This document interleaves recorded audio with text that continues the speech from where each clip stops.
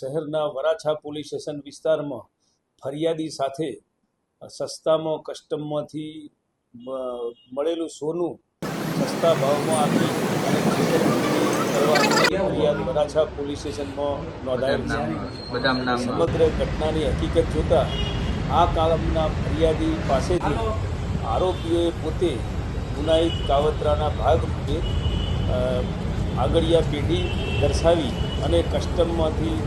મળેલું સોનું સસ્તા ભાવે આપવાનું વાત કરી અને ઓછામાં ઓછું 1 કિલો સોનું લેવું પડશે અને એના ઉપર ડિસ્કાઉન્ટ આપી અને ફરિયાદી પાસે 87 લાખ રૂપિયા વરાછા વિસ્તારમાં એક આગળિયા પેઢીમાં તમે ચૂકવી દો એમ કહી અને એ નાણાંની ચૂકવણી કરાવી અને પોતે સોનું નહીં ચૂકવી અને ફરિયાદીને અન્ય જુદી જુદી જગ્યાએ સોનાની ડિલિવરી માટે મોકલી અને મોબાઈલ ફોન સ્વિચ ઓફ કરી